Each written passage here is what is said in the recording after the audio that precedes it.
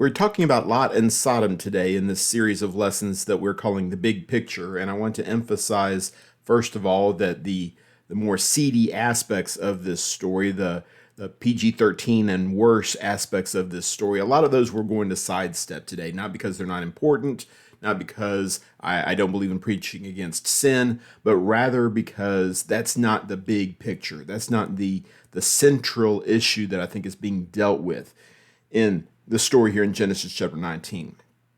What we have in Genesis 19 is a story about culture, a story about the people who live in evil days and try to maintain their faith. And it's important to note, as much as we criticize Lot, and I think to a certain degree, rightly so, it's important for us to emphasize that the inspired word in 2 Peter chapter 2 refers to Lot as being a righteous man, talks about him being vexed with the sin that was surrounding him. You might argue that he didn't have to be around the sin. We'll touch on that a little bit later on. But it is possible, clearly, for righteous people to live in ungodly environments. We see many, many examples of that in the scriptures. And without putting ourselves on that sort of level necessarily, describing ourselves as being like Daniel or like Joseph or whatever, it's worth emphasizing that we ourselves are surrounded by an evil culture, that we are surrounded completely by sin and by depravity, and it seems like it gets worse and worse every day. I'm not sure it actually does, but it seems like it does. And sometimes we may despair of any kind of hope of steering clear of that and being God's kind of people in this sort of devilish environment. And that's what Lot finds himself doing. And we're skipping over the first part of the story that brought Lot to Sodom, or to the gates of Sodom, in the earlier chapters. We're going to skip ahead to chapter 19 and emphasize here that Lot is coming from a culture of nurture, a culture of kindness, a culture of generosity, lessons that no doubt he learned from Abraham and perhaps from other relatives as well. He brings that culture into Sodom, and it is not going to work very well. The culture in Sodom rejects this, and that's what we're going to do.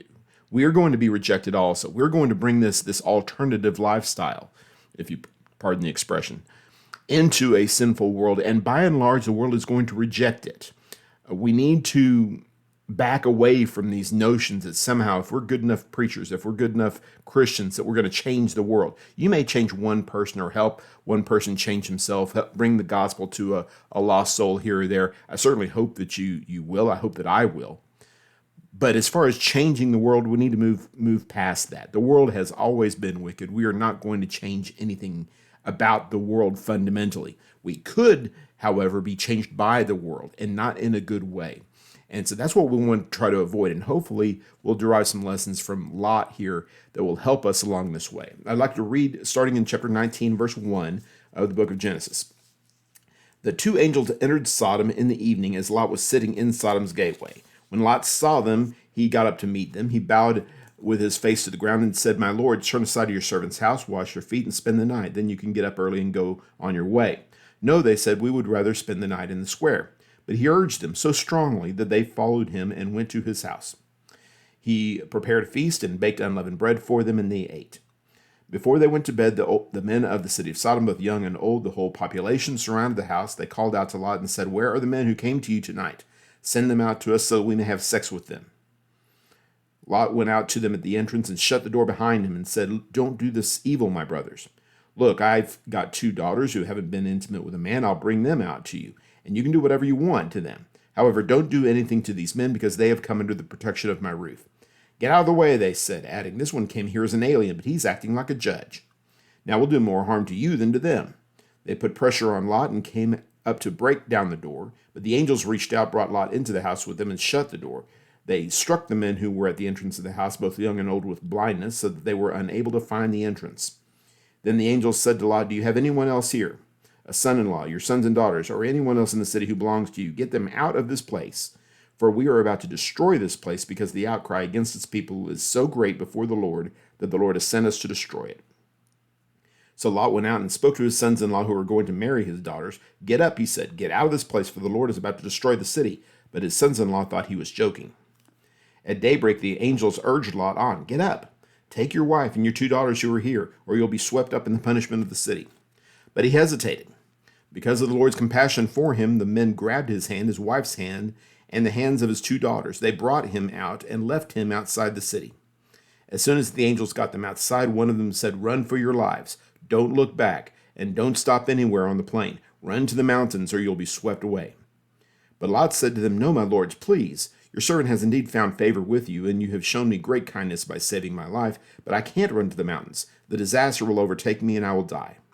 Look, this town is close enough to me to flee to. It is a small place. Please let me run to it. It's only a small place, isn't it? So that I can survive." And he said to him, "All right, I'll grant your request about this matter too, and will not demolish the town you mention. Hurry up, run to it, for I cannot do anything until you get there." Therefore the name of the city is Zoar. The sun had risen over the land when Lot reached Zoar. Then out of the sky the Lord rained on Sodom and Gomorrah burning sulfur from the Lord. He demolished these cities, the entire plain, all the inhabitants of the city, and whatever grew on the ground.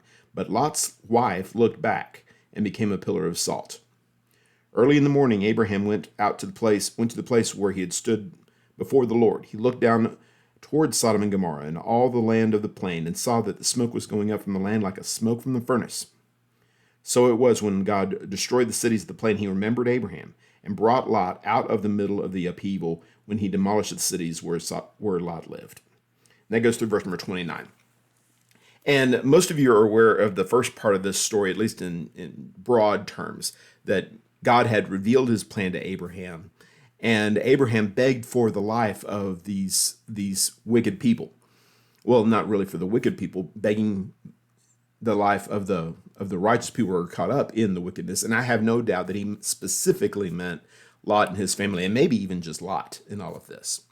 And he negotiates with God, gets down from 50 to 45 and 40 and 30, etc., until it's 10. And the negotiation breaks off at that point, and exactly why the text doesn't say. But for 10 righteous souls, God will save the entire place. And of course, God could not find 10 righteous souls. But he did find a few. And this is the key lesson. We're going to be talking primarily about salvation in this sermon. We're going to talk about our role, and we're going to talk about God's role. We're going to talk about our role first. What role do we have? Point number one that I'm going to get to here is we must save the ones in our care. And this goes back to the shepherding culture that we were talking about before.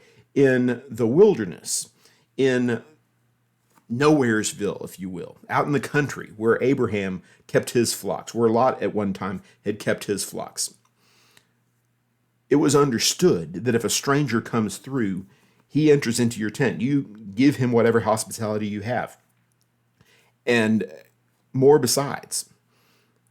Because one of these days, you're going to be one who is a stranger. You're going to be the one who is wandering around, and you're going to expect that the hospitality will be shown to you as well. They didn't have a bunch of Holiday Inns out there in those days. You slept where you could, and if you were able to put a roof over your head, you counted it a blessing, and you blessed the one who came to welcome you and to greet you and lift you up and put you in his tent. And the last thing in the world that anybody would do in a culture like this is to take advantage of that hospitality on either side, because that would break down the entire society. This would not work if there was a thought in the host's head that perhaps the guest would take advantage of his hospitality, or if the guest thought that somehow the host would take advantage of him. It was mutually assured kindness and generosity. This is what Lot grew up with. And he comes into Sodom, an urban environment, at least somewhat urban, and the rules are very different for a variety of reasons. People have permanent homes here. Travelers meet with different circumstances. It was not necessarily uncommon for travelers to come into the open square and spend the night in the square in these biblical times. Inside the walls of the city, they didn't have to worry about wolves or lions or that sort of thing quite as much. But if the general population was not friendly, they could meet with some hard times. And Lot clearly anticipated that when he insists on almost forcing his rural sense of obligation, his sense of hospitality upon these guests, who wound up being angels in disguise, of course, although Lot did not realize that at the time. And once he accepts them into his care, once he accepts them under the shelter of his roof, he is absolutely beholden to them. He cannot let anything happen to them. And I might argue, and probably you would too, that he takes this to a bit of an extreme with regard to his role with his daughters and such, and that's another story. But in general terms of hospitality, Lot realized it was absolutely necessary. He would do anything to secure the safety of the people that were in his care. And that same kind of concern for salvation is really covering this entire story, whether it's Lot and watching out for his own, or whether it's God watching out for his own. Now, the easiest thing in the world to do in this kind of situation is just pass by on the other side, do a Good Samaritan kind of story here. Be the Levite, be the priest. This person, he's going to have his problems tonight, and I'm praying for him. I'm holding out hope that maybe it may not be as bad as I expect it will be, but he's got his situation and I got mine, and I just can't get involved in this. And Lot doesn't do that. Lot seeks out opportunities to show that kindness, to show responsibility, to show hospitality. And what a great lesson that is for us, because many times we hear people debating about whether it's appropriate, whether it's proper to bring children into this sinful world. I wonder sometimes what kind of world I'm going to be living to my children, what it's going to look like in 20 or 30 years.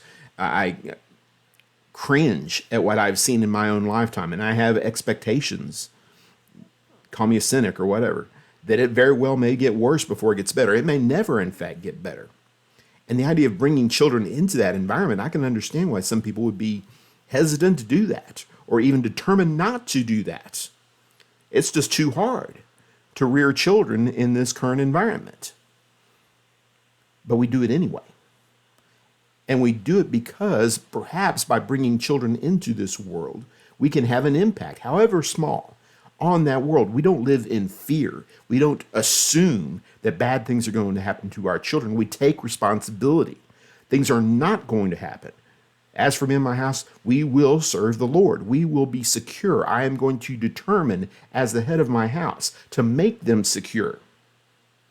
And that's the same with anybody who is in some kind of authority situation, whether it is the boss on the job or whether it's an elder of a local church, whatever leadership role you may have, you embrace that role and you serve in that role as best you possibly can. That is much harder than avoiding the responsibility. But God's people find a way to work even in, and especially in, adverse circumstances.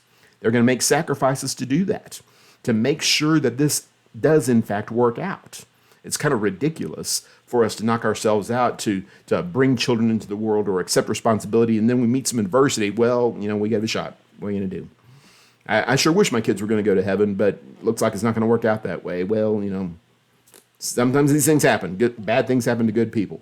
Are we really going to be that blasé about this? Surely, if we appreciate the nature of salvation and of destruction, we will do whatever we have to do, make whatever kind of sacrifices to secure the safety of those who are in our charge, including making some sacrifices that may seem completely and totally ridiculous. Again, I'm not suggesting you should offer your children for the sake of your house guests, but I am saying that if you take full responsibility for the ones who are in your charge, you will do whatever you have to do within the boundaries of God's law, within the boundaries of decent morality, to secure their salvation. And realize that the choices that you are making today may very well have an impact on what's going to happen in the future. I wonder if Lot was having second thoughts about the choice that he made to cast his lot towards Sodom, to shepherd his sheep closer and closer to this horrible, horrible pagan area. There's no question that because he went in that direction, eventually he found himself inside of Sodom, part of Sodom's society, outsider though he may still have been in that moment. Maybe making a better choice a few years earlier would have put him in a position where he wouldn't have had to make this choice. He could have welcomed these strangers on the outskirts of the city and gotten the same message that Abraham got. Look at what's going to happen to other people, not to you, because you have removed yourself from all this sin. Lot didn't do that, though. Now, he maintained his faith. He maintained his connection toward God. At least he tried to. But he made it a lot harder than he had to. It didn't have to be as difficult as he was making it out to be. Point number 2. Let's talk about God for a little bit. And I find this remarkable. And of course, the angels sometimes are referred to as men, sometimes they're referred to as God, or at least one of them is referred to as God back in chapter 18. I trust we understand that that's the way angels are presented in the text, especially in the book of Genesis. They are representatives of God, and so therefore sometimes they're called God because they speak on God's behalf. They are in the shape and form of men. They communicate with us as men, and so therefore sometimes they're called men. But clearly these are angelic beings in human form here, acting on behalf of the Heavenly Father. And when they come into Lot's life, they go to extremes, it would be fair to say, to do what they can to drag Lot and his family to safety, to the point of actually taking them by the hand. All 4 of the ones who wound up getting out of there were physically handled by these angels. I don't know about dragged exactly out of town, but something pretty close to that. The implication is if they had not held on to him, they would not have gone. And the text clearly says that this encounter, we'll be euphemistic and call it an encounter, the night before, after which he talked to the sons-in-law, the would-be sons-in-law, and they refuse to go. They're not going to go. They think this is a big joke. This process continues until the morning. Lot and his family do not leave immediately. I can't believe the angels quit asking him to. But finally, it's about morning, and the angels physically handle them to get them out of town. That's remarkable to me. This is how involved God is. I hesitate to call grace irresistible. That term has a very specific connotation in the religious world. I'm not suggesting that God is going to save you whether you want to be saved or not. But I am saying that there are times in the life of a Christian when God seems much more determined to save us than we seem determined to save ourselves. And God is going to put measures in place to save us. Now, we can push that too far. We can resist salvation if we were absolutely determined to. But this speaks to the heart of God, that God does not wash his hands of us when we pass on a first opportunity. He asks and asks and asks again. He gives us one message after another, just like with the nation of Israel of old, one prophet after another, one message after another, one warning after another, one small chastening, or perhaps a large chastening after another. Jesus comments on the entire thing. 1,000 years of waffling and of failure and of punishing the people who are trying to help them and saying this is all going to come on this generation. Read Matthew chapter 24 and the surrounding context. He says this over and over again. God will not put up with this forever. But look how long he did put up with it. God is long-suffering toward us, not wishing that any should perish, but that all should come to repentance. Peter tells us in 2 Peter chapter 3. What a marvelous lesson that is. And as patient as God is through all of this, wicked people seem just determined to be lost. And this frustrates us. And this almost angers us. It brings us to tears. What kind of a joke would this be? This reaction of the sons-in-law is strange. I don't need to be saved. That's their first reaction. And my second reaction to this is, well, what if this is a joke? What if, in fact, the city is not going to be destroyed? Your family, the women that you claim to love, the women that you are going to marry and spend the rest of your life with, presumably, are leaving now with their mother and father. Don't you want to go too? Even apart from the whole destroyed city thing, don't you want to leave? No, they don't want to leave. And that's such a powerful message for us. And it frustrates us and it saddens us. But we see it over and over again. Our friends in the world, sometimes friends in our own family, who are of the world, who have rejected God, who have rejected the Bible, who have rejected even basic morality oftentimes. They love their sin more than they love us. They are not going to leave.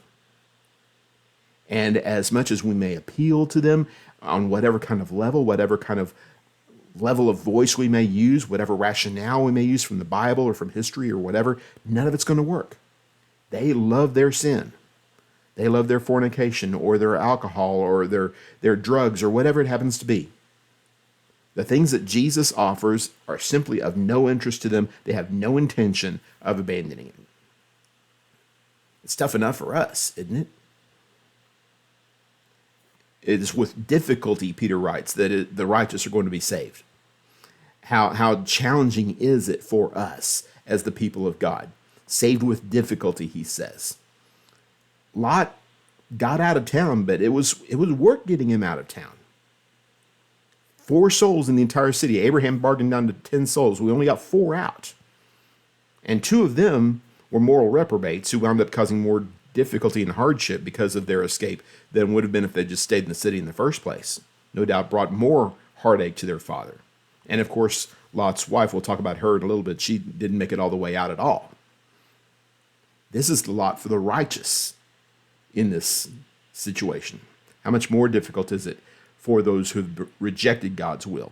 But those who are wanting to be saved, God is going to find a way to do it. He is determined to do it. How wonderful that is, and what a commitment lesson that is for us. We hopefully are just as committed, more committed even than Lot was, to be saved. And this brings up Lot's wife, of course, which is the part of the lesson, other than the fire and brimstone, the fire and brimstone itself. What we remember from this, that Lot's wife turned back and was rendered into a pillar of salt. I've heard of church buildings with "Remember Lot's wife" written on the back wall of the auditorium as kind of a half joke. Preachers love that message there. Don't look back. Now, of course, we're not talking about paying attention during a sermon or looking at the clock or anything like that. We're talking about our attitude towards sin. We've given up sin. We've embraced Jesus Christ. That's great. A lot of people don't do that. You've done it. That's great. Good for you. God bless you for that. But don't think the fight's over yet.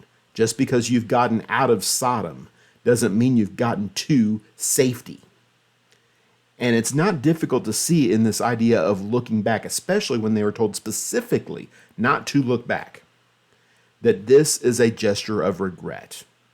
You've seen it in 1,000 movies. You've read about it in 100 books. This idea of one last look. Look over your shoulder. One last time to look at what you've left behind. And the obvious implication is you didn't really want to leave it behind.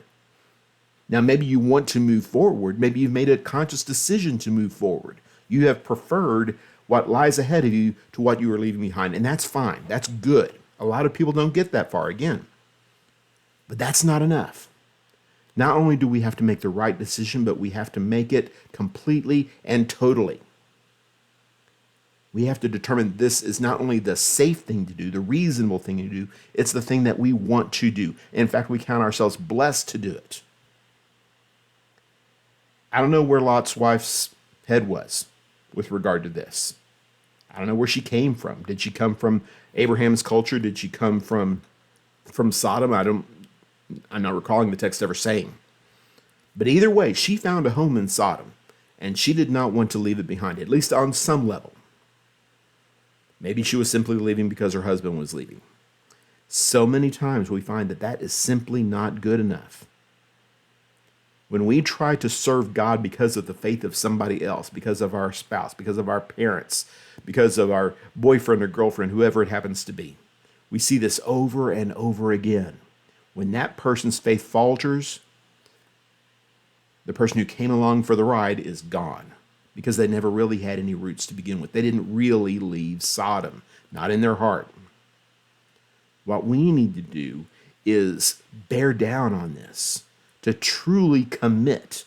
If God is determined to save us, we have to be determined to be saved.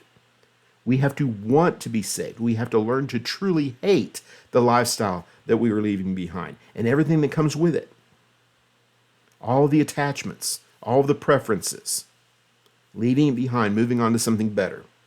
It's so easy for me to sit here and talk to a camera and say that's what you ought to do. That's what I ought to do. The fact of the matter is the pull of Sodom is powerful. And we all struggle. We all want to look back. But hopefully we can get to a point in our life when we realize this is the right thing for us to do, the thing that we want to do. And instead of looking for an excuse to have a little bit of it that might be safe, we don't want any of it at all. And that's kind of the epilogue to this story, the story of Zoar, a town that I call Smallville. If you know the Superman story, you recognize the reference to Smallville. Zoar is a city in the plain. It has been condemned with the other cities, Sodom and Gomorrah and Adom and Zeboim, I think is the Admah and Zeboim. I believe are the other two, the ones that hardly ever get mentioned. And Zoar is there too. And it's little. But the assumption is it's caught up in the same level of wickedness, maybe not quite so far as Sodom is. And Lot doesn't want to go to the mountains.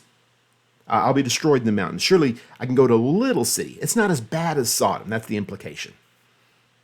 And the angels say, okay, God will save you in this little city. Instead of going where we're telling you to go, you can go to this other place. Generally, God doesn't do that. But he allows Lot to have a little bit of leeway. And what happens? After Sodom and Gomorrah are destroyed, Lot doesn't go to Zoar. He goes to the mountains after all. And finds his own little horror show there. But that's another story for another situation. Hopefully that can be our situation also. Instead of contenting ourselves with living in Smallville, living in a little bit of sin. Maybe this isn't quite as bad as the other. Maybe God will let me get away with this. Instead of looking for a loophole so that we can remain in our sinful lifestyle, we will completely and totally give ourselves over to the practice of God's will and God's values, God's judgment, so that we can be closer and closer to what he wants us to be at all times. No more making excuses, no more wondering whether this is good enough or close enough or righteous enough. We're simply going to do what God told us to do all the time. Surely that's enough. That's all that we really want to do, isn't it? And considering the consequences of the righteous anger of God against sin, surely that would motivate us. Maybe that's the biggest picture lesson of all that we're kind of glossing over here. God judges sin. And it is incumbent upon his people to not only not practice it, but to stand apart from it, distance ourselves from it, and help others within our frame of reference to do so as well. Take responsibility for ourselves, take responsibility for our family, our friends, our brethren, so that we can be elevated to God's level and not be caught up in the destruction that is coming to those who choose to rebel against the things of God. The nature of the sin, the quality of the sin is not really the important thing. The important thing is, have you submitted to God's rule for your life? And if the answer is no, we urge you to make a change, to appreciate the consequences of the choices that you're making, to get on a different path, to walk in the light as Jesus Christ himself is in the light, where you can be forgiven of your sins, forgiven of your shortcomings. Be what God wants you to be, or at least die trying, and ultimately be saved from this sinful world instead of being caught up in the punishment that is coming to it in due course of time. Hope this encourages you to study the lesson further. Hope that you draw some good and powerful lessons from what God has for us here in Genesis chapter 19, as well as the rest of the text. Continue studying, continue reading, continue trying to find the big picture that God has for us in our lives. Thank you for joining in.